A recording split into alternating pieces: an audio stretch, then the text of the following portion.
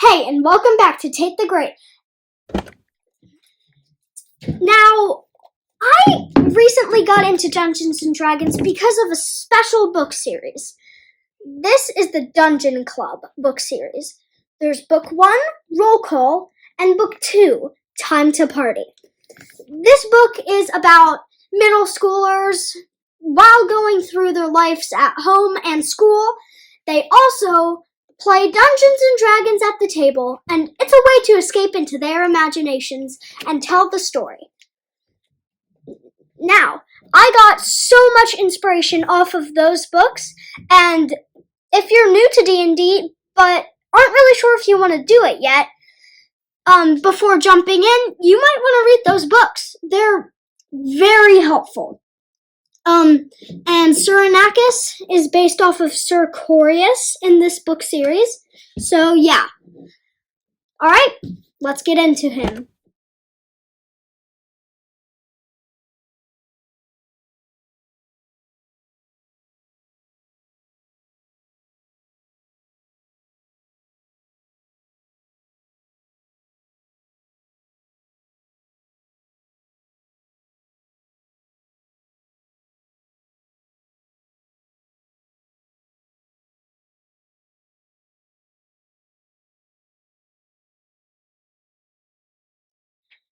This is a backstory I wrote special for Sir Anakis, and it reads, Sir Anakis grew up in Waterdeep City with a tiefling mother named Miriel and an elven father by the name of Arendil.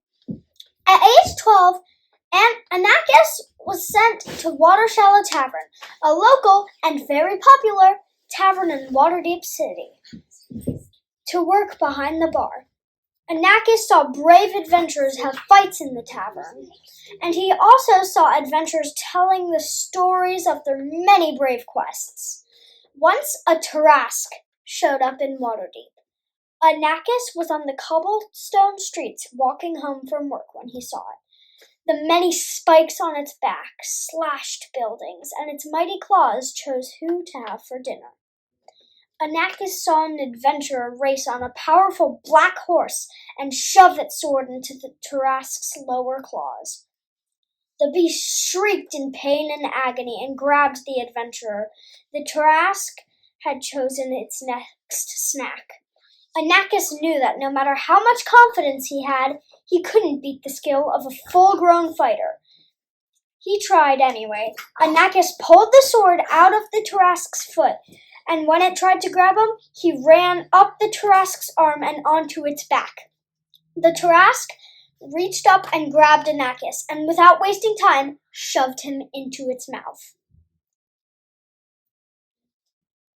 Inside of the Tarask's mouth, Anakis stabbed the roof of the Tarask's mouth and casted a fireball, as his father was a skilled sorcerer, and the Tarask collapsed to the ground. Anakis emerged unscathed, but without the fighter's sword. The street was deserted when Anakis mustered enough strength to peel open the Tarask's mouth and climb out. Anakis went home and told his parents and his wood-elven sister, Ivy, of the slaying of the great beast. The next day, the Empress of Waterdeep arrived, saying that she had seen what Anakis had done. The Emperor shared him that her name was Merlina the Mermaid.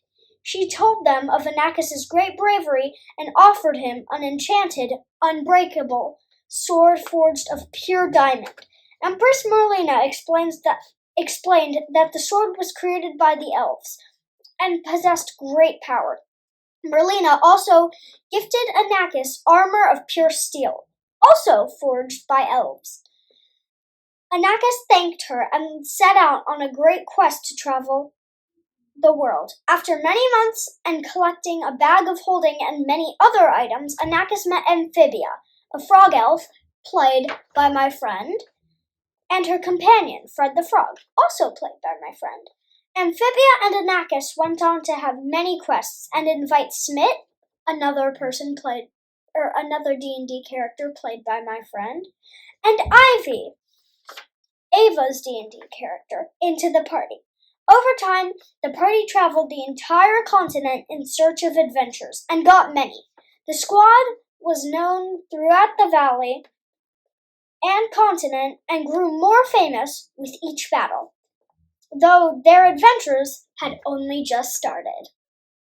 This is a story I wrote for Sir Anakis, and I think it fits him very well. If you're interested in seeing some of the other characters like Amphibia, Fred, Smit, Ivy even, I'll post some videos on them if I can get my friends and Ava's permission. And yeah, so that's Sir Anakis' story. And you will be seeing a lot more of him throughout my channel, but yeah, and you will also be seeing more Dungeons and Dragons themed videos, along with the occasional Legos. So, thanks for watching Tate the Great. Make sure to like and subscribe, and keep building.